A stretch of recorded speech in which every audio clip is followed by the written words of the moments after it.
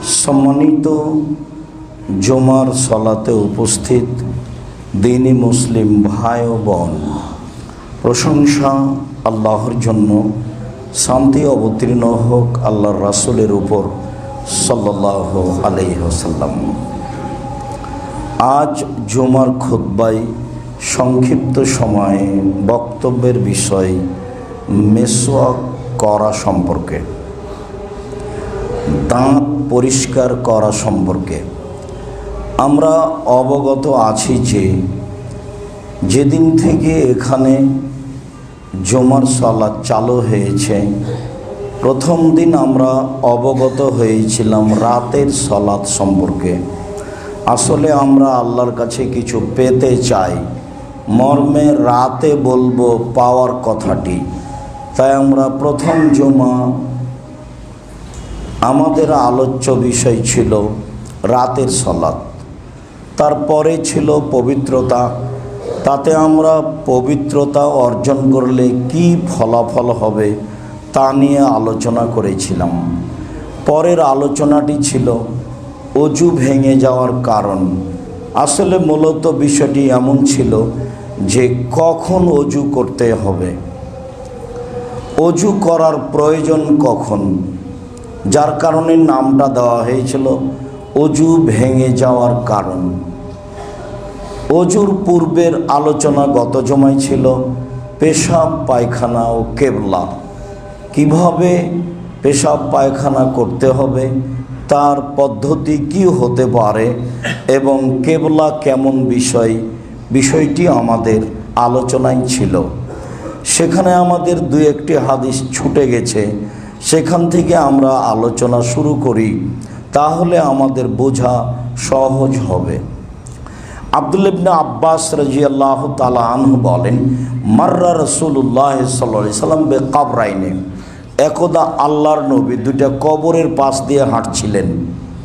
ফাকালা, তিনি বললেন, ইন্নাহুমা লা ইউআযাবানে, কবর দুইটিতে শাস্তি হচ্ছে। এই কথা তিনি বললেন ওমা ইউআযাবানে লিকাবীরিন, বড় পাপের কারণে তাদের শাস্তি হচ্ছে তা নয়, তবে তিনি যা বললেন তাতে বড় পাপ রয়েছে। কবর দুইটিতে শাস্তি হচ্ছে, বড় পাপের কারণে শাস্তি হচ্ছে তা নয়। ফাআম্মা আহাদুহুমা, দুইজনের একজন লা ইয়াস্তানজিহু মিনাল বাউলে, পেশাব থেকে সতর্ক থাকতো না। এই অংশটুকু আমাদের সাথে আলোচনার সাথে সম্পৃক্ত। পেশাব থেকে সতর্ক থাকতো না। আর এখানেই ছিল বক্তব্যের কোনো একদিন চাঁপাইনবাবগঞ্জের এক পল্লী এলাকায়, তাতেই ছিল সেসব এলাকার মহিলারা বাড়ির পিছন দিকে পেশাব করতে বসে, পেশাবের ব্যাপারে সতর্ক থাকে না, অথচ তা অতীব ভয়াবহ। গরু গাভী পেশাব করলে পাশ দিয়ে হাঁটলে কাপড় নিয়ে সতর্ক থাকে, অথচ গরু গাভীর পেশাব অপবিত্র নয়, মর্মে বাক্যটি এসেছিল। আসলে বাক্যটি মৌলিক লক্ষ্য উদ্দেশ্য ছিল না। আর এই পেশাবের কারণে আগেকার মানুষকে যেখানে পেশাব লাগতো সেই কাপড়টা কেটে দিতে হতো। শরীরের বিষয়টিও তাই ছিল, যা ছিল খুবই কঠিন। সেইটা সহজ করে পানি দিয়ে ধুয়ে দেওয়ার ব্যাপারে বলা হয়েছে। যদি বাচ্চা সন্তান মেয়ে হয় তাহলে জন্মের পর থেকেই পেশাব অপবিত্র, আর যদি বাচ্চা সন্তান ছেলে হয় তাহলে যতদিন পর্যন্ত মায়ের দুধ ব্যতীত বাহিরের খাদ্য খায়নি ততদিন পর্যন্ত তার পেশাব পবিত্র বলে মুহাম্মদ সাল্লাল্লাহু আলাইহি সাল্লাম ঘোষণা দিয়েছেন। আমাদের অত্র হাদিসের আলোচনায় আমরা বুঝলাম প্রথম বাক্যে যে একটি লোক পেশাব থেকে সতর্ক থাকতো না, যার কারণে তাকে কবরে শাস্তি দেওয়া হচ্ছে। এই কথা বলবৎ রয়েছে, ঠিক, এটাই ঠিক। পেশাবের ব্যাপারে খুব সতর্ক ও সাবধান থাকতে হবে। পরের বাক্যে তিনি বললেন, অমাল আখার, কানে ইয়ামশি বিন নামিমা, ও চগলখড়ি করত, এখানকার কথা ওখানে লাগাতো, ওখানকার কথা এখানে লাগাতো। এইটা মহাপাপ। শুধু মহাপাপ নয়, মহাপাপের মধ্যে যেগুলো মানুষের সাথে জড়িত পাপ, যেগুলো ক্ষমা চেয়ে ক্ষমা হবে না, যার সাথে ঘটেছে তার কাছে ক্ষমা চাইতে হবে। এই পাপকে তিনি প্রথম অংশে বললেন যে বড় পাপের কারণে শাস্তি হচ্ছে না, হয়তোবা এইটা বড় পাপ তিনি পরে ঘোষণা দিয়েছেন। আগে বিষয়টি তার কাছে জিবরাইলের মাধ্যমে অবগতিতে ছিল না, পরবর্তীতে অবগতিতে আসলে তিনি বিষয়টি শক্তভাবে পেশ করেন। চুগলখড়ি কাজটা নেহায়াত অন্যায়। পরের অংশ, ফাখাজা জারিদাতান রুতবা, একটা তিনি তাজা খেজুরের ডাল নিলেন, ফাশাক্কা বিনিসফাইনে, নিজে ভেঙে দুই টুকরা করলেন, দুই টুকরা করে সুম্মা গারাজা ফিকুল্লে কাবরিন ওয়াহেদান, দুইটি কবরের প্রত্যেকটিতে এক টুকরা করে পুঁতে দিলেন। সাহাবীগণ বললেন, লিমা সানাতা হাদা, আল্লাহর নবী এটা কেন করলেন? তাহলে বোঝা যাচ্ছে আল্লাহর নবী সাধারণত এর পূর্বে এরকম কাজ করেননি। লিমা সানাতা হাদা, আপনি এটা কেন করলেন? তখন আল্লাহ রাসূল উত্তরে বলছেন, লাআল্লাহু আন ইউখাফফাফা আনহুমা মা লাম ইয়াইবাস, সম্ভবত আশা করা যায় যতদিন পর্যন্ত ডাল দুইটি না শুকিয়ে যাচ্ছে ততদিন পর্যন্ত তাদের কবরের শাস্তি লাঘব হবে। অত্র বুখারী মুসলিমের হাদিসের প্রথম অংশ যে তিনি কিভাবে জানলেন যে কবরে শাস্তি হচ্ছে, তিনি কিভাবে জানলেন যে কাঁচা ডাল পুঁতে দিলে শুষ্ক হওয়া পর্যন্ত কবরের শাস্তি হালকা হবে। এই হাদিসটি যখন মুসলিম গ্রন্থে এসেছে তখন তাকে জানানো হয়েছে ওহির মাধ্যমে, এটা উল্লেখ হয়েছে। অতএব তিনি গায়েবের খবর জানেন না, এ কথাই ঠিক। তিনি বললেন কেন? তাকে জানানো হয়েছে এই জন্য। তো ডাল পুঁতে দিলে শাস্তি লাঘব হবে, এটাও তাকে জানানো হয়েছে জিবরাইলের মাধ্যমে, সেই জন্য তিনি বললেন। তিনি গায়েবের খবর জানেন না, এ কথাই চূড়ান্ত। এর অর্থ এই নয় যে এদেশের মাটিতে মাটি দেওয়া শেষে খেজুরের ডাল কাঁচা পুঁতে দেওয়া হয়, তাতে কোনো সুবিধা আছে, এ কথা ঠিক নয়। সুবিধা লক্ষ্যে পুঁতে দেওয়া বিদআত। মারা গেছে, এখন হবে কর্ম নিয়ে আলোচনা। আর দুনিয়া আমাল না হিসাব, ইহকাল হচ্ছে কর্মের জায়গা, এখানে হিসাব লাগে না। ওয়াল আখিরাতু হিসাবুন ওয়ালা আমালা, পরকাল হচ্ছে হিসাবের জায়গা, সেখানে কর্ম চলে না। ইহকাল হচ্ছে কর্মের জায়গায়, হিসাব লাগে না। পরকাল হচ্ছে হিসাবের জায়গায়, কর্ম চলে না। ইহকাল হচ্ছে কর্মের জায়গায়, হিসাব লাগে না। পরকাল হচ্ছে হিসাবের জায়গা, কর্ম চলে না। কর্ম টোটালাই বন্ধ, শুধু খালি বুঝানোই কাজ। পুরো জীবন অক্ষরে অক্ষরে বুঝাতে হবে। আবু হুরায়রা রাদিয়াল্লাহু তাআলা আনহু বলেন, আল্লাহর নবী বললেন, ইত্তাকুল লানাইনে, অভিশপ্ত দুইটা কাজ থেকে বেঁচে থাকো। সাহাবীগণ বললেন, ওমান লায়নানে ইয়া রাসূলুল্লাহ, অভিশপ্ত কাজ দুটি কি বলেন তো কি? তখন আল্লাহ রাসূল বললেন, আল্লাযী ইয়াতাখাল্লা ফি তারিকিন নাসে যিল্লিহিম, যারা মানুষের রাস্তায় পেশাব পায়খানা করে তারা অভিশপ্ত।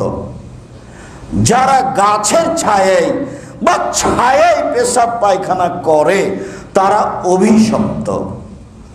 অত্র বুখারী মুসলিমের হাদিসে রাস্তায় গাছের ছায়ায় পেশাব পায়খানা করার বিষয়ে শক্তভাবে নিষিদ্ধ ঘোষণা করলেন আল্লাহর নবী।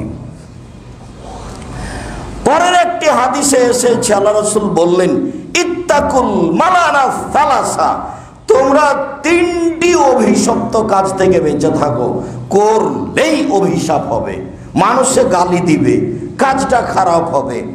এক ফিল মাওয়ারিদ, ঘাটে, নদী, পুকুর, যেখানে মানুষ পানি নিতে গোসল করতে নামে, এমন জায়গায় তোমরা পেশাব পায়খানা করো না, এটা হলো অভিশপ্ত কাজ। আর পরের দুইটাই, আগের দুইটাই, রাস্তায় পেশাব পায়খানা করো না, এটা হলো অভিশপ্ত কাজ। ছায়ায় পেশাব পায়খানা করো না, এটা হলো অভিশপ্ত কাজ। রুয়াইফা ইবনে সাবিত রাদিয়াল্লাহু তাআলা আনহু বলেন, একদা আল্লাহর নবী আমাকে বললেন, রুয়াইফা, সাতাতুলুল লাল হায়াতা সাতাতুল বিকা মিন বাদি, আমার পরে হয়তোবা তুমি অনেকদিন বেঁচে থাকবে রুয়াইফা। রুয়াইফা, হয়তোবা তুমি আমার পরে অনেকদিন বেঁচে থাকবা। আখবিরিন নাসা, মানুষকে একটা কথা বলে দিও। কি? ইন্নামান আকাদা লেহিয়াতাহু, যে দাড়িকে জড়িয়ে রাখে, গিরে দিয়ে রাখে, বেনি করে রাখে, এক। ওয়াতাকাল্লাদা ওয়াতারান, দুই, যে গলায়, কোমরে, হাতে, বাহুতে তাবিজ ঝুলাই, তিন। ইস্তানজাবে রাজিন ওবে আজমিন, গোবর বা হাড়হাড্ডি দিয়ে পবিত্রতা অর্জন করে। বলে দিও তুমি, ইন্না মুহাম্মাদান বারিউন মিনহু, মুহাম্মদ তার থেকে টোটালি মুক্ত, তার ব্যাপারে মুহাম্মদ কোনো কথা বলবেন না বিচারের মাঠে। এটা তুমি বলে দিও। রুয়াইফা, এক, যারা দাড়িকে জড়িয়ে রাখে, কিরা দিয়ে রাখে, বেঁধে রাখে, দাড়ি বাস চিরুনি করে, সুন্দর করে, ঝকঝকে করে, স্ব গতিতে ছেড়ে রাখতে হবে। গিরা লাগালেই, বাঁধলেই আল্লাহর নবী তার সাথে কথা বলবেন না, এ কথা মুহাম্মদ সাল্লাল্লাহু আলাইহি ওয়াসাল্লাম বলেন।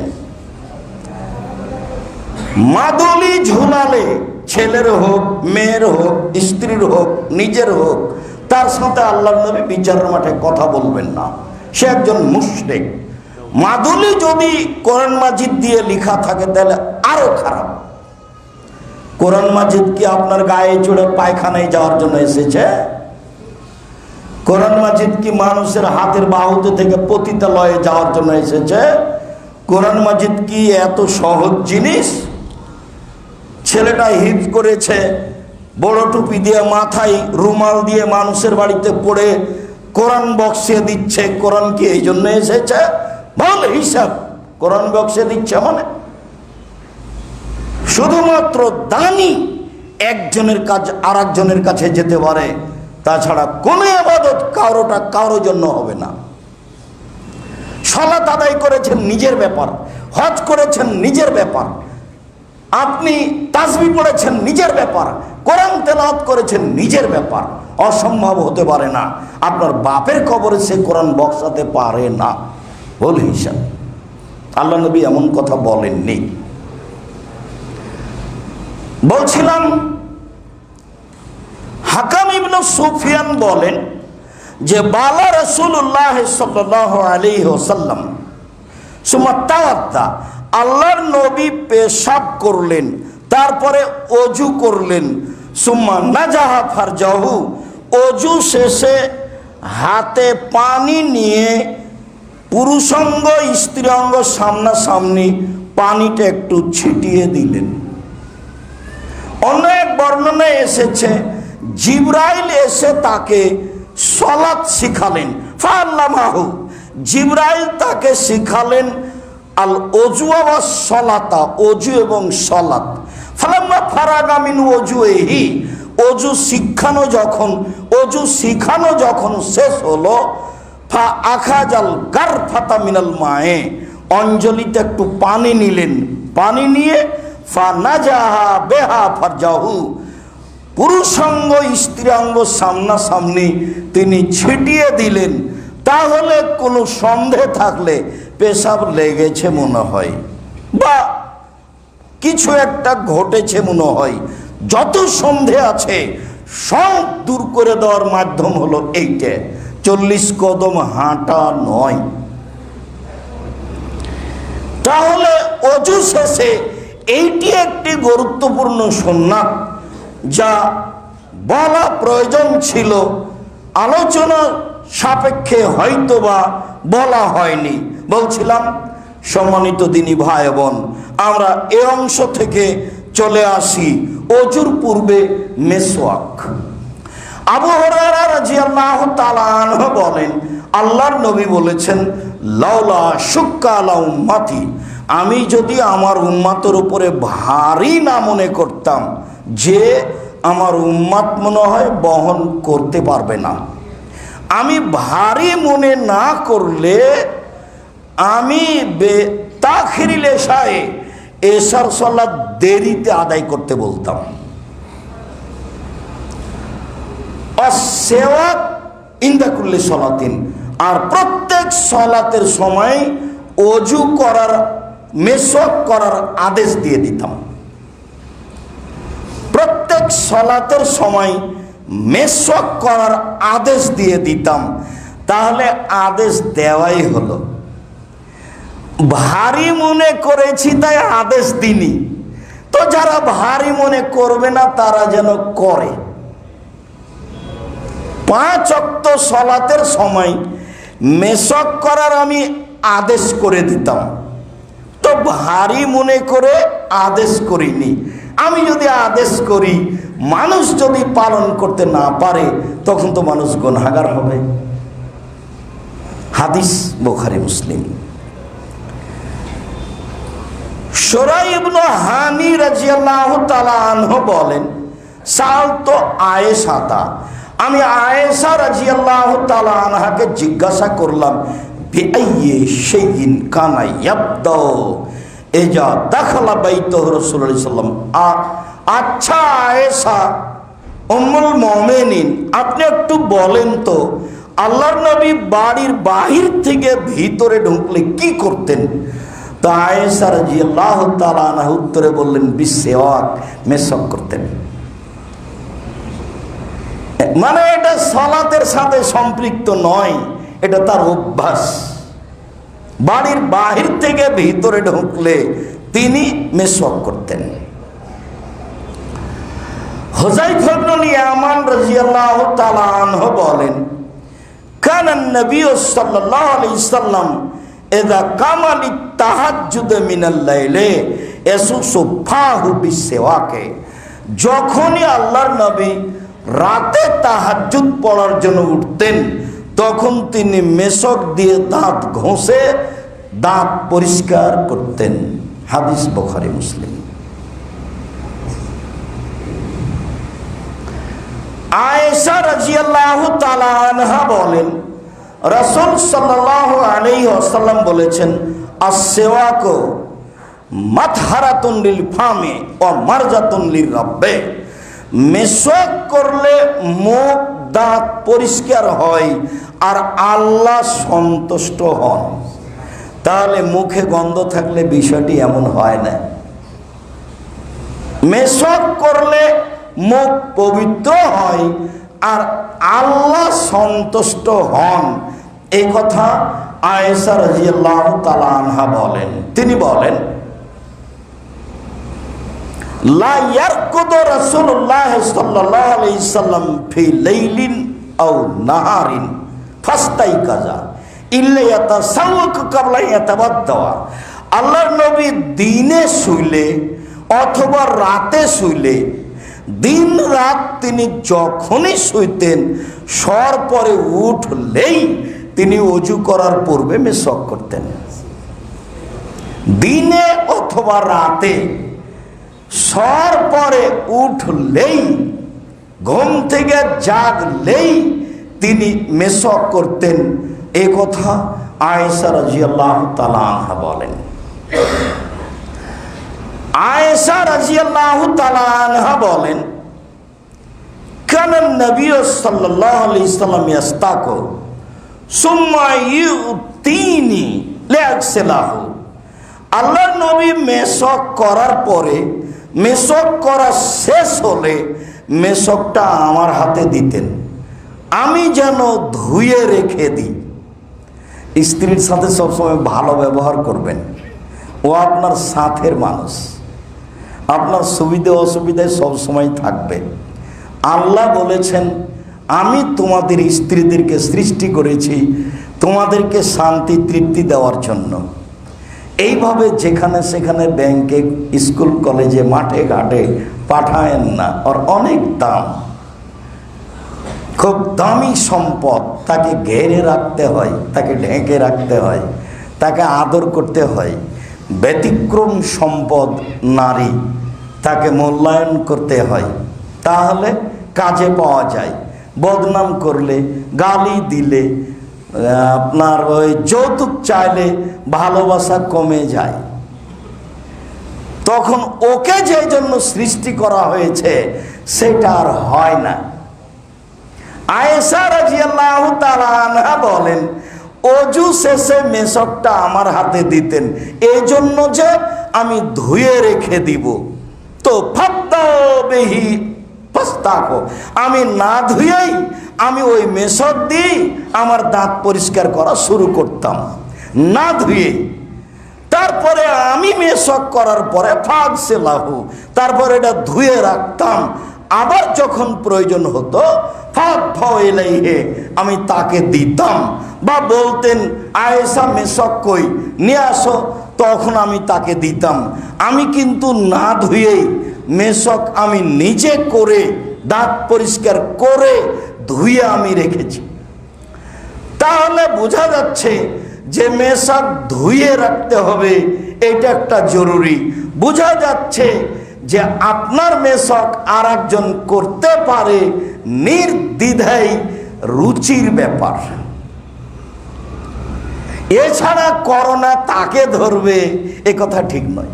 বিশ্বাস করেন, আমি আপনার খুব কাছের মানুষ, আমি করোনার সরিষা সমপরিমাণ দাম দিনি। সরিষা সমপরিমাণ দাম দিনি। আমি বলেছি মাস্ক লাগিয়ে ভাগ্য বাড়াতে আমি রাজি নই। মরাতে একদিন লাগবে, না হয় দুদিন আগেই হলো, কিন্তু এই পথ দিয়ে ভাগ্য বাড়াবো না। ভাগ্য বাড়ানোর একটা পথ আছে। আল্লাহ রাসূল বলেছেন, লাইলাতুল কাদর ইল্লা বিদুআয়ে, দোয়া দিয়ে ভাগ্য যা লেখা আছে তা নতুন ভাবে লিখে দেওয়ার পথ করা যায়। আপনি এত কান্নাকাটি করে দোয়া করবেন, 50,000 বছর পূর্বে আপনার সৃষ্টির, পৃথিবী সৃষ্টির 50,000 বছর পূর্বে যে ভাগ্য লেখা হয়েছে ওটা কেটে নতুন ভাবে লিখে দিবেন, এ কথা মুহাম্মদ সাল্লাল্লাহু আলাইহি সাল্লাম বলেন। তাতে তিনি দোয়ার কথা বলেছেন, তাতে তিনি কোনো কৌশলের কথা বলেননি। এই বিষয়ে আরো কয়েকটা হাদিস আসবে। যায়েদ ইবনে খালেদ আল জোহানি বলেন যে রাসূল সাল্লাল্লাহু আলাইহি ওয়াসাল্লাম বলেছেন, লাউলা আশুক্কা আলা উম্মতি লা আমাতুহুম বিসওয়াকি ইনদা কুল্লি সালাতিন, আমি আমার উম্মতের উপরে ভারী না মনে করলে আমি তাকে প্রত্যেক সালাতের সময় মেশক করার জন্য আদেশ করে দিতাম।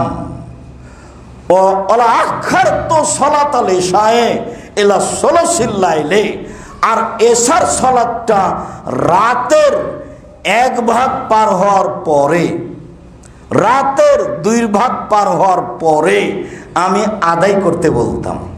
মানে রাত 12টার পরে। এশার সালাত যত দেরিতে হবে তত ভালো। অবাক হবেন আপনি, ভারত, বাংলাদেশ, পাকিস্তানের প্রায় 95% জন লোক মাগরিবের অল্প পরে এশার আজান দেয়।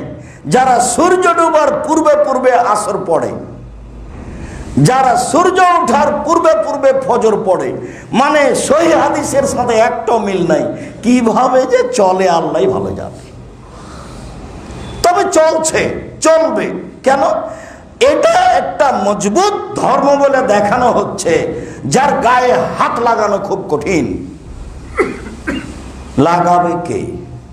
কঠিন লাগানো। শুনুন, আল্লাহর নবী বলছেন, আমি আমার উম্মতের উপরে ভারী না মনে করলে এশার সালার রাতের 3 ভাগের 2 ভাগ পার পরে যাওয়ার পরে আদেশ করে দিতাম। যাও রাত 12টার পরে এশার সালাত আদায় করে এটা বলে দিতাম, কিন্তু আমার উম্মাত সামলাতে পারবে না, সেই জন্য আমি আদেশ করিনি। সেইটা মাগরিবের একটু পর পরে হয় কি করে, জায়েজ সেটা ভিন্ন কথা। সম্মানিত দ্বীনি মুসলিম ভাই বোন, আমরা বুঝছিলাম মেশকের কথাটি যা রাসূল সাল্লাল্লাহু আলাইহি সাল্লাম গুরুত্ব সহকারে দেখেছেন।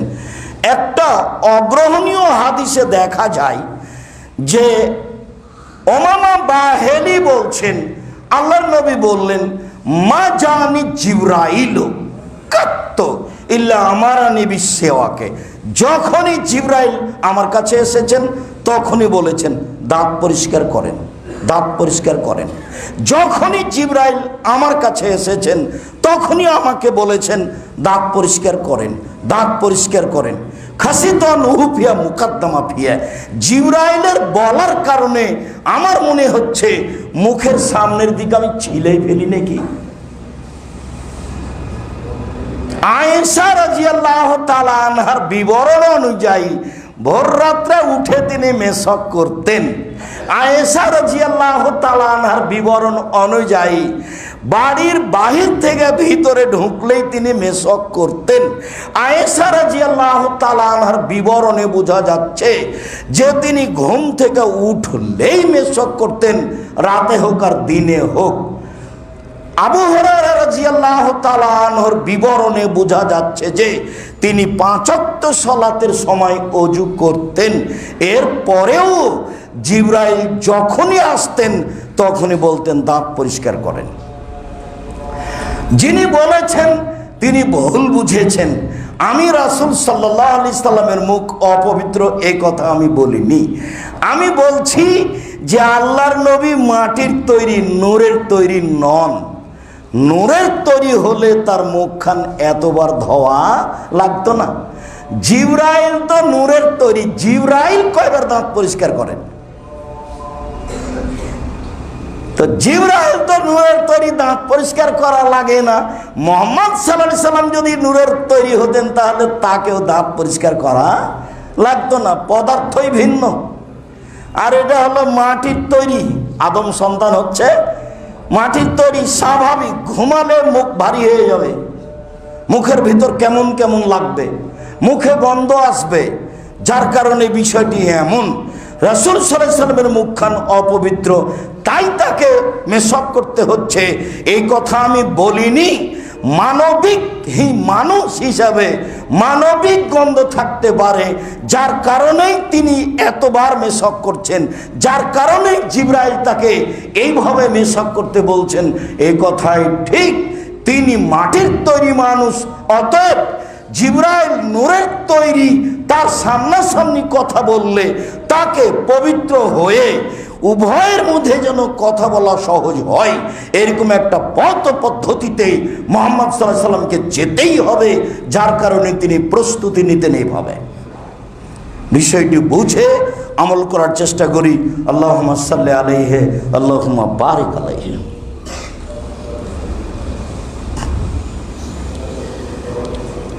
আলহামদুলিল্লাহ ওয়াহদা ওয়াসসালাতু ওয়াসসালামু আলা মান লা নাবিয়্যা বাদা।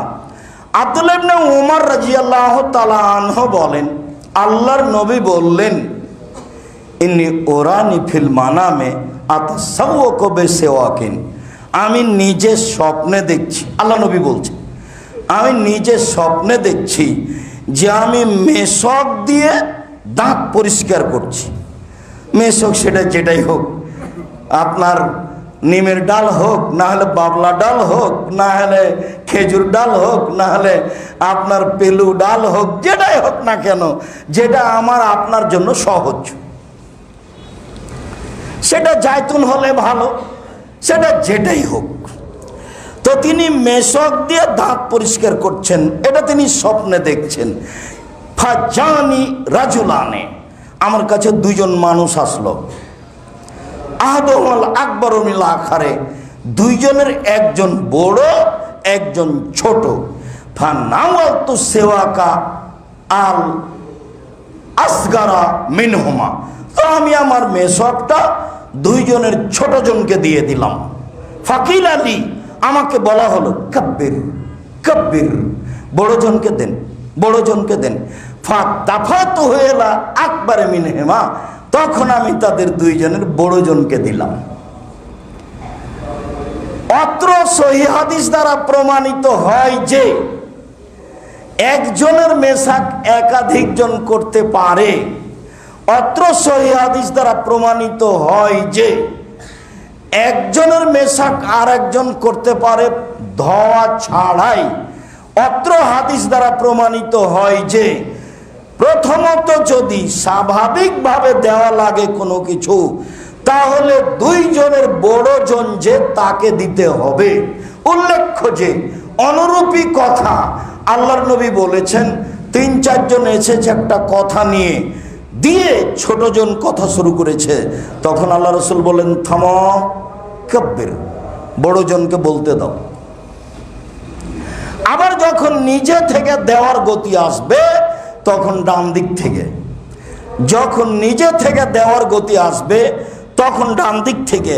তাতে এক সময়ে বলেছি যে আল্লাহর নবী নিজের নিয়মের কাছে নিজেই জিম্মি। আল্লাহর নবী নিজের নিয়মের কাছে নিজেই জিম্মি। কেন? তার নিয়ম তার বানানো নয়, তার নিয়ম কার বানানো? উপর থেকে। তাই তো তিনি পানি পান করার পরে গিলাসটা দিবেন তো ডান হাতে, ডান দিকে দিতে হবে, ডান হাতে দিতে হবে। তো ডান দিকের সব ছোট ছোট ছেলে, তো ছোট ছোট ছেলেগুলোকে আল্লাহ নবী বলছেন তোমরা আমাকে একটু অনুমতি দাও না, বামে উমর, আবু বকর, সিদ্দিক আছে, আমার পান করার পরে যেটুকু পানি আছে তাদের দিয়ে দিই। তখন ছোট ছোট ছেলেগুলো বলছে আপনার পানি পান করার সুযোগটা আবার আমরা ছেড়ে দিব, তা কি আর হয়? তখন আল্লাহ রসুল বললেন নেও, তো নেও তাহলে, নেও তাহলে। এ দেখেন হাদিস কিন্তু বুখারী মুসলিম। তার মানে নিজেই জিম্মি। পৃথিবীর এত বড় মানুষ ইচ্ছা করে দিতে পারলেন না, যাই তোমরা থামো, ওমর এই পানি নাও। বামের দিকে আছে বড় মানুষ উমর, আবু বকর সিদ্দিক, আবু বকর সিদ্দিক এই পানি নেন, আমার খাওয়ার পরে পানি নেই। এরকম ক্ষমতার অধিকারী তিনি হলেন না কেন? তার নিয়ম পালন করার ব্যাপারে তিনি নিজেই জিম্মি।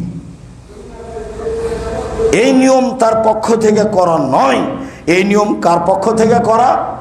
আল্লাহর পক্ষ থেকে করা, যার কারণে তিনি এটা করতে পারলেন না। আয়েশা রাদিয়াল্লাহু তাআলা আনহা বলেন কানা নবী সাল্লাল্লাহু আলাইহি ওয়াসাল্লাম ইস্তাকু, আল্লাহর নবী একদা মেশক করছিলেন। এরপরে দেখলেন তার পাশে দুইজন মানুষ, ফাউহিয়া ইলাইহি ফাবিয়াতুল সিওয়াকে, মেশকের ফজিলত বর্ণনা করে তাকে বলা হলো আতে আল আকবার মিনহুমা, ওদের দুইজনের যে বড় আছে তাকে আপনি আপনার মেশকটা দিয়ে দেন, সেই দাঁত পরিষ্কার করুক। এই হাদিসেও প্রমাণ হয় যে একজনের মেশক আর একজন করতে পারে, সেটা রুচির ব্যাপার। চলেন এবার আরো গুরুত্বপূর্ণ কথাই চলে যাই। আবু আইয়ুব আনসারী রাদিয়াল্লাহু তাআলা আনহু বলেন আরবাউন মিন সুনানিল মুরসালিন, নবীগণ 4টা কাজে অভ্যাসী ছিলেন। নবীগণের বৈশিষ্ট্য ছিল 4টি, নবীগণের শিষ্টাচার ছিল 4টি। সব নবী, আদম আলাইহিস সালাম, নূহ আলাইহিস সালাম, দাউদ আলাইহিস সালাম, সুলাইমান আলাইহিস সালাম, ইব্রাহিম আলাইহিস সালাম, জাকারিয়া আলাইহিস সালাম, মুহাম্মদ আলাইহিস সালাম, মুসা আলাইহিস সালাম, ঈসা আলাইহিস সালাম, সব নবী এই 4টে নিয়ম পালন করতেন। এটা হলো তাদের স্বভাবগত নিয়ম, এটা হলো শিষ্টাচারগত নিয়ম। এক, আত্তাওয়াত্তর, আতর ব্যবহার করা, আতর লাগানো। তারা মরুভূমির মানুষ, গায়ে গন্ধ আসতো, এটাও হতে পারে। এতে শরীরের কোনো সুবিধা আছে, এটাও হতে পারে। সব নবী গায়ে আতর লাগাতেন। 1, 2 অসেওয়াকো, সব নবী মেশক করতেন। এটা হলো আমাদের আলোচনার সাথে সম্পৃক্ত কথা। সব নবী একেবারে আদম থেকে নিয়ে মুহাম্মদ সাল্লাল্লাহু আলাইহি সাল্লাম পর্যন্ত সব নবীর নীতি ছিল মেসওয়াক করা। এটা বুঝতে হবে যে আমি করছি এ কথা নয়, আমার নবী করতে বলেছেন এ কথা নয়, মেসওয়াক আদম আলাইহিস সালাম করেছেন, এ কথাই মুহাম্মদ সাল্লাল্লাহু আলাইহি সাল্লাম বলেন।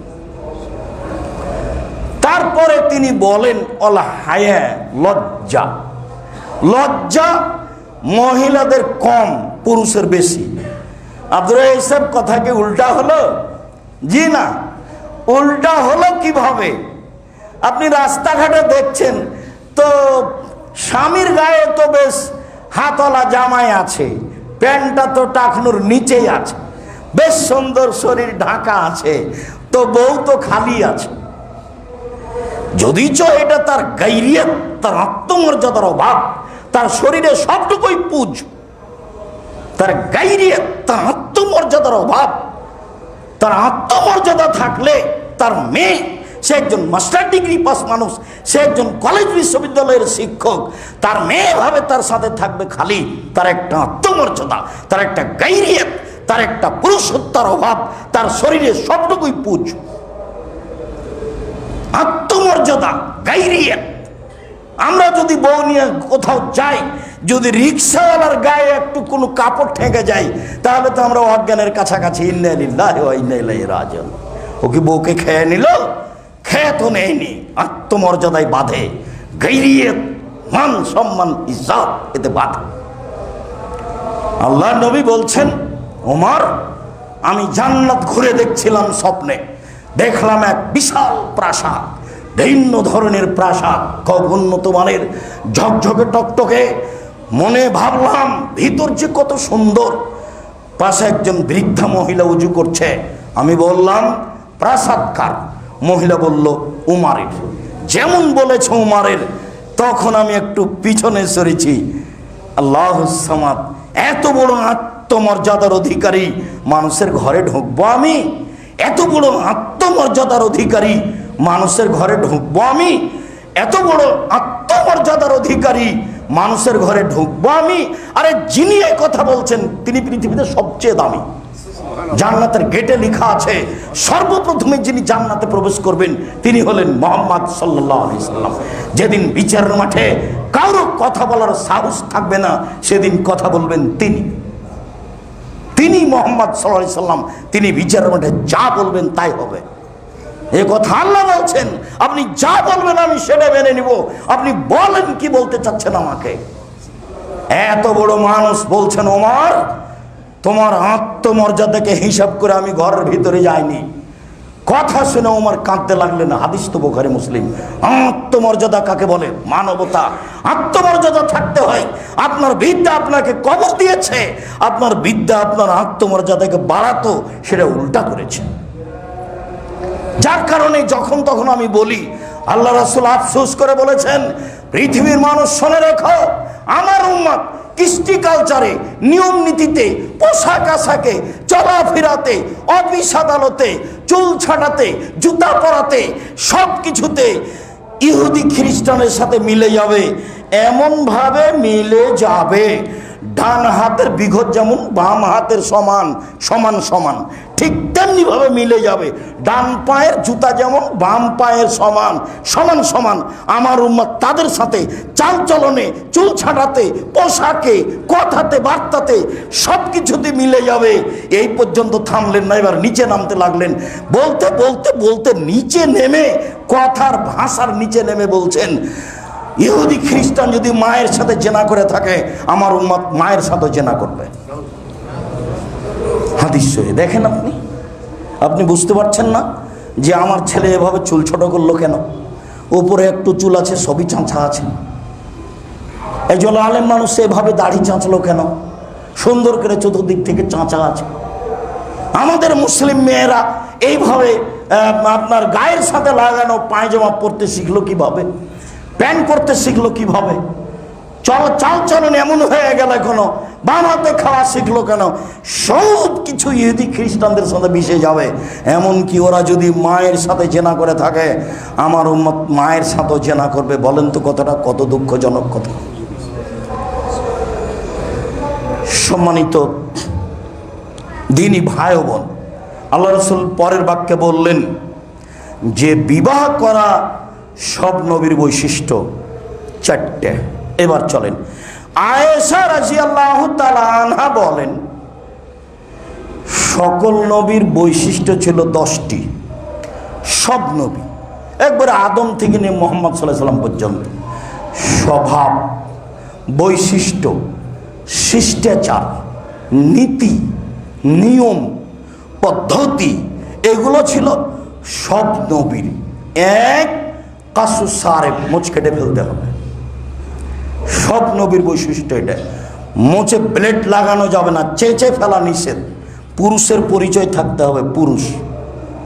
চেঁচে ফেললে পুরুষের পরিচয় থেকে কমে যাবে। মুখ কেটে ফেলতে হবে, বড় নয়। আপনাকে জানতে হবে মুহাম্মদ সাল্লাল্লাহু আলাইহি সাল্লাম বলেছেন, হাদিস মুসলিম, অতএব ইব্রাহিম আলাইহিস সালাম মুখ কাটতেন, আদম আলাইহিস সালাম মুখ কাটতেন, এ কথাই ঠিক। শুধু আমাদের নবী নয়। 2 এফাউল লোহা, দাড়ি বড় করতে হবে, দাড়ির সাথে কোনো আপোষ নেই। ছোট করাও কাবিরা গুনাহ, চেঁচে ফেলাও কাবিরা গুনাহ। তবে চেঁচে ফেললে অভিশাপ হবে। কেন? ও এখন নারী হতে চায়, নারীর মুখে দাড়ি নেই। আপনাকে আমি কষ্ট দেওয়ার জন্য বলিনি, আপনি আমার দিনী ভাই, আপনাকে আমি অনেক ভালোবাসি, আপনার সাথে আমার ভালোবাসার অভাব নেই। তবে আপনাকে মনে করতে হবে দাড়ি ছেড়েছেন আদম, ছেড়ে দিয়েছেন ইব্রাহিম, ছেড়ে দিয়েছেন ঈসা মুসা, ছেড়ে দিয়েছেন মুহাম্মদ সাল্লাল্লাহু আলাইহি সাল্লাম। সকল নবীর অভ্যাস ছিল দাড়ি ছেড়ে দেওয়া। চেঁচে ফেললে অভিশাপ হবে, চেঁচে ফেললে চোখের পাওয়ার কমে যাবে, চেঁচে ফেললে স্ত্রী মিলনের ক্ষমতা কমে যাবে, চেঁচে ফেললে অভিশাপ হবে। একাধিক সহিহ হাদিস, একাধিক। 3 আসওয়াক, মেশক করতে হবে। এই শব্দটা দিয়ে এই হাদিসটা এসেছে এখানে। এই শব্দটার সাথে আমাদের আলোচনা সম্পৃক্ত। মেশক করা সকল নবীর কাজ। 4 ইনশাকুল মা, অজু করার সময়তে নাকে পানি দিয়ে নাক ঝাড়তে হবে। সব নবী অজু করতেন, সব নবী অজুতে নাকে পানি দিয়ে নাক ঝাড়তেন। মানে অন্য হাদিসের রহস্য বলা হয়েছে যে নাকে রাতে শয়তান থাকে। তো যেহেতু ও বসবাস করেছে, পেশাব হোক পায়খানা হোক, তার একটা আবরণ হোক, যেটাই হোক না কেন নাকে আছে, ও রাতে নাকে থাকে, অতএব পানি নাকে দিয়ে নাক ঝাড়ো। সব নবী এটা করতেন। কাসুল আজফারে, নখ কেটে ফেলতেন সব নবী, নখ। আমার কথাটা ফিরে আসে, আপনাকে আমি খুব ভালোবাসি। দেখেন, আপনি আমার দিনী ভাই, আপনার সাথে আমার দুর্বলতা হোক এটা আমি চাই না। আপনার মেয়ের নখ বড় আছে, নেইল পালিশ দেওয়া আছে, তখন আপনি শিক্ষিত মানুষ, আপনি এই কথাটা ঠিক নয়, এটাই ঠিক। কেন হবে তা? আপনি তো বাড়ির মালিক। আল্লাহ নবী বলছেন যে মান আলা জারিয়াতাইনি, কেউ যদি 2টা মেয়ে লালন পালন করে, আবার বলছেন কেউ যদি 3টা মেয়ে লালন পালন করে, তার প্রথম কাজ হলো আদাবাহুন্না, তাকে শিষ্টাচার শিখিয়ে দেয়, ও আল্লামাহুন্না, তাকে বিদ্যা শিখিয়ে দেয়, ও জাওয়াজাহুন্না, তার বিবাহ দিয়ে দেয়। তাহলে মেয়ে 3টি বিচারের মাঠে জাহান্নাম এবং বাপের মাঝে অন্তরাল হয়ে আসবে। মধ্যে আছে মেয়েরা, ওইদিকে থাকবে জাহান্নাম আর এইদিকে থাকবে বাপ। আগে জান্নাত ঘোষণা হবে বাপের, তারপরে মেয়েরা এখান থেকে সরবে। অন্তরাল। একটা মেয়ে জন্ম নিয়েছে, তা মনটা খারাপ। 2টা মেয়ে জন্ম নিয়েছে, দাদি বলছে কি করবি, ডিপিএস খুল। 3টা মেয়ে যখন জন্ম নিয়েছে, তখন দাদি নানি বলছে বউ বাদ দে। ধর্মকে কেউ বুঝে না। 10টা ছেলে যদি মাস্টার ডিগ্রি পাস করান, 1 পয়সা উপকার নেই। আব্দুর রাজ্জাক সাহেব পড়াবো কেন? জন্ম দিয়েছেন এই জন্য। তো আপনার জিম্মেদারি। জন্মের 7ম দিনে আকিকা দিতে হবে, এটা আপনার জিম্মেদারি। আকিকা আপনি কানা দিবেন না ন্যাংরা দিবেন না খোড়া দিবেন না আপনি 2 টাকার দিবেন না 500 টাকার দিবেন, সেটা আপনার ব্যাপার। এটা তো কুরবানি নয়। কুরবানি মানে দামি, কুরবানি মানে চোখ দেখো, কুরবানি মানে কান দেখো, কুরবানি মানে লেজ দেখো, কুরবানি মানে খুর দেখো, কুরবানি মানে শিং দেখো, কুরবানি মানে মোটা তাজা কিনা, কুরবানি মানে সুন্দর কিনা। ওটা শুধুমাত্র নেকির জন্য। আর আকিকা হচ্ছে বাপের জিম্মেদারি, ভিক্ষা করে দিতে হবে। প্রয়োজনে ভিক্ষা করে বাপকে আকিকা দিতে হবে জন্মের 7ম দিনে। 7ম দিনে নাম রাখতে হবে, 7ম দিনে বাচ্চার মাথা নেড়ে করতে হবে, 7ম দিনে আকিকা দিতে হবে। মাথা নেড়ে করে চুল সমপরিমাণ হিসাব করে রূপা সমমূল্য ফকিরকে দান করতে হবে। জন্মের 7ম দিনে 4টা কাজ আছে, আপনি বাপ এই জন্য। ছেলেকে পড়িয়ে কি হবে সেটা পরে। মেয়ের লালন পালন হলে আল্লাহ নবী এভাবে বলেছেন, কুন্না সিদরান লাহু মিনান নারে, মেয়ে 3টি অন্তরাল হয়ে যাবে। ওইদিকে আছে জাহান্নাম, এদিকে আছে বাপ, আর মধ্যে আছে মেয়ে 3টি। আর যদি মেয়ে 2টা হয় তখন বলেছেন ওই 2 মেয়ের বাপ আর আমি মুহাম্মদ সাল্লাল্লাহু আলাইহি ওয়াসাল্লাম জান্নাতে এভাবে থাকবো। তখন তিনি আঙ্গুল 2টি জমা করে দিয়েছেন। আর যখন বলেছেন কে যদি এতিম লালন পালন করে সেই মালিক আর আমি জান্নাতে এভাবে থাকবো, তখন ফাঁকা করেছেন। ওই এতিমি লালন পালন করেছে ওইও আমার সাথে থাকবে, তবে একটু দূরে। আর যে 2টা মেয়ের লালন পালন করেছে বাপ হিসাবে, আমি তার সাথে লাগালাগি একসাথে থাকবো, একসাথে। তো মেয়ের নখ বড় আছে, নেইল পালিশ দেওয়া আছে তখনও, মেয়ে নগ্ন পোশাক আছে তখনও। আত্মমর্যাদা অন্যের কাছে বিক্রি করিয়েন না। আত্মমর্যাদার অনেক দাম আছে। আমি মুসলিম, আমার একটা আত্মমর্যাদা আছে, আমার একটা নিয়ম আছে। আমার নবীর নাম মুহাম্মদ সাল্লাল্লাহু আলাইহি সাল্লাম। আমি নিজেকে মুসলিম বলি, আমার পুরো জীবনটা মুহাম্মদ সাল্লাল্লাহু আলাইহি সাল্লামের নীতিমালা দিয়ে ঘেরা থাকবে, তার নামে মুসলিম। হযরত নারী শাহওয়াত ইচ্ছা মতো চলে যারা জাহান্নামে যাবে তারা, নিয়ম নীতি মেনে চলে যারা জান্নাতে যাবে তারা। এই কথা মুহাম্মদ সাল্লাল্লাহু আলাইহি সাল্লাম বলেন। তিনি বললেন কাসুল আজফারে, নখ কেটে ফেলতে হবে, হাতে পায়ের পুরুষ নারী সব একই হুকুম। তারপরে তিনি বললেন গাসলুল বারাজেম, অজু গোসলের সময়তে যে গিরাগুলো আঙ্গুলের পায়ের এই গিরাগুলো ভালোভাবে ধুইতে হবে। এটা সব নবীর অভ্যাস, সব নবীর শিষ্টাচার। নাক ফুলে বেতে বগলের লুম উঠিয়ে ফেলতে হবে, ব্লেড নয়। নারী পুরুষ একই হুকুম, সব নবীর অভ্যাস। এটা নবীগণের ছিল শিষ্টাচার, এগুলো নবীগণের ছিল স্বভাব, এগুলো নবীগণের ছিল আদাত। এই আদাতে সব নবী পার হয়ে গেছেন। ও হালাকুল আনাতে নিচের লুম পরিষ্কার করতে হবে, ঊর্ধ্বে টান 40 দিন। যেভাবে সম্ভব, যেভাবে সহজ, পুরুষ নারী একই হুকুম। তারপরে তিনি বললেন ইন্তেকাসুল মা, পেশাব পায়খানার পরে পানি দিয়ে পবিত্রতা অর্জন করতে হবে। সব নবীর এটাই অভ্যাস ছিল। আমাদের নবী সহজ করতে গিয়ে বলেছেন যে পানি না থাকলে ঢেল টিস্যু পেপার। এটা আমাদের প্রতি দয়া, এটা আমাদের প্রতি দয়া। সব নবীর যুগে কুরবানি ছিল, কুরবানির গোশত খাওয়া হতো না, আকাশ থেকে আগুন এসে জ্বলে যেত।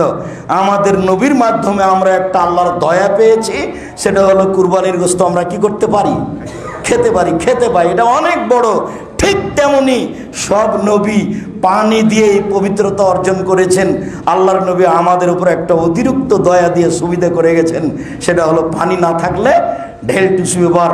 ঢেলের কথা মানে ঢেল টিস্যু ব্যবহার, এ কথা তিনি বলেছেন। সম্মানিত দিনী ভাই বোন, শেষে তিনি বলেছেন অল মাজমাজা, কুলি করা। তার মানে অজু করতেন, অজু করার সময় ভালো করে কুলি করতে হবে, মুখের ভিতরে পানি যায় যেন, ভালো করে দাঁত দিয়ে মেশক দিয়ে আরও কিছু করে মুখটার ভিতরে যা কিছু ময়লা, যা কিছু গন্ধ, যা কিছু খারাপ লাগে সব কিছু বের করে কুলি করতে হবে। সব নবীর এটা নীতি ছিল। অত্র হাদিসটি পেশ করলাম কেন? অত্র হাদিসে একটা শব্দ ছিল যে অতীতের নবীগণ কি করতেন, মেশক করতেন। সম্মানিত দিনী ভাই বোন, আমরা আলোচনার শেষে চলে আসলাম। শেষে চলে এসে বলছি সম্ভবপর বিষয়ভিত্তিক আমরা আপনাদের সামনে কোরআন হাদিস পেশ করার চেষ্টা করব ইনশাআল্লাহ। সামনের দিনে থাকবে অজু করার পদ্ধতি। ও এ পর্যন্ত অজুর কাছে এসেছে, এখন পর্যন্ত অজুর পূর্বেই ছিলাম। সামনের জুমায় আমরা অজুর পদ্ধতিতে যাব ইনশাআল্লাহ। এই মর্মে আপনাকে আমি অনুরোধ করি যে একটু কষ্ট হলেও, কেউ কিছু বললেও কারো কথা না শুনে আপনি, আপনার স্ত্রী, আপনার ছেলে মেয়ে, আপনার বোন, আপনার ভাই, বন্ধু বান্ধব সবকে নিয়ে জুমার দিনে এখানে উপস্থিত হবেন, এটা আমার ঐকান্তিক কামনা ইনশাআল্লাহ। আমি আপনাকে ইসলামের ধর্মের চূড়ান্ত সঠিক সত্য যেটা, সেটা বলার ব্যাপারে সামান্যতম ঘাটতি করব না ইনশাআল্লাহ। আর এই বিষয়গুলি আমার খুব ভালোভাবে স্মরণ আছে। আলহামদুলিল্লাহ আমি হাজার হাজার হাদিস মুখস্থ বলতে পারি মানুষের সামনে। আলহামদুলিল্লাহ আমি রাসূলের সব কাজগুলোকে আপনার সামনে একবারে সুন্দর করে হুবহু সাজাতে পারি, হাদিস দিয়ে অনুবাদ করে। তাতে আপনি বুঝতে পারবেন যে আল্লাহ রাসূলের কাজটা, নিয়মটা এইরকমই ছিল, আপনার কাছে খুব স্পষ্ট হবে। যার কারণে আমার অনুরোধ থাকছে এটা। দ্বিতীয় হলো এই, আমরা সবাই জানি যে এখানে আমাদের একটা বড় খরচ আছে। গত জুমায় উঠেছিল 30,000 টাকা, 33,000 টাকা। আমি এটা মনে করিনি যে আপনারা এই দাওয়াত সেন্টারকে এত কম ভালোবাসেন, এটা আমি মনে করি না। এখানে অনেক ভাড়া আছে, আপনি মনটা একটু বড় করে সহযোগিতা করবেন এবং সবাই। আর যারা নাম লিখার মাসিক হিসাবে তারা নাম লিখাবেন, এটা আমাকে আপনাকে চালাতে হবে, এ কথাই ঠিক।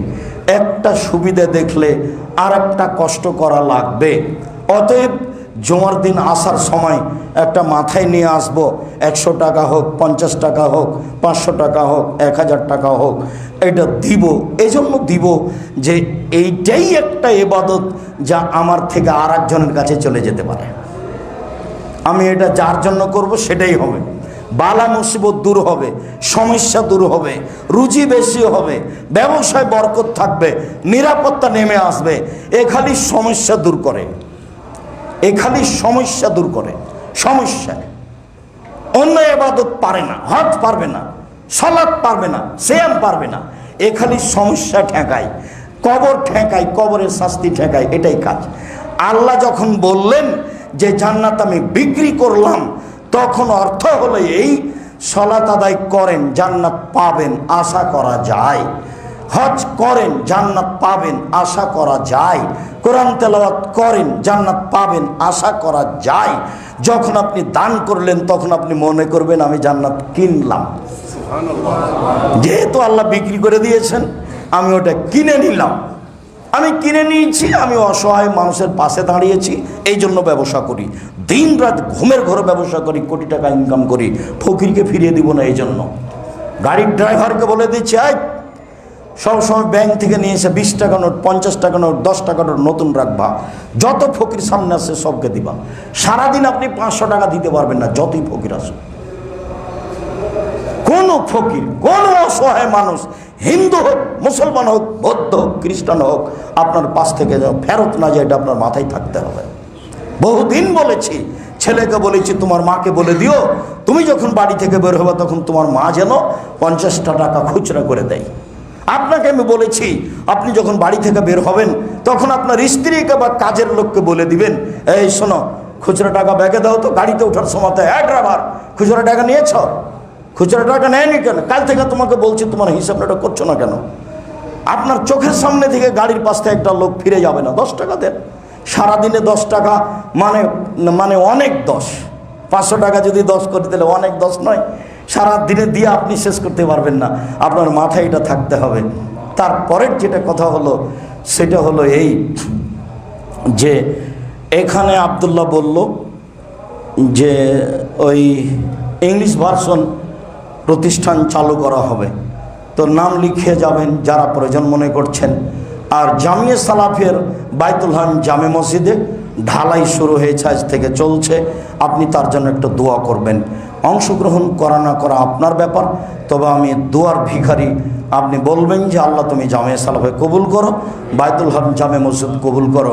আপনি আমার দিনী ভাই, আপনি আমার দিনী বোন, আপনাকে আমি আন্তরিকভাবে ভালোবাসি। আপনার পরকাল কল্যাণ কামনা করি, আপনার রুজিতে বরকত নিরাপত্তা কামনা করি।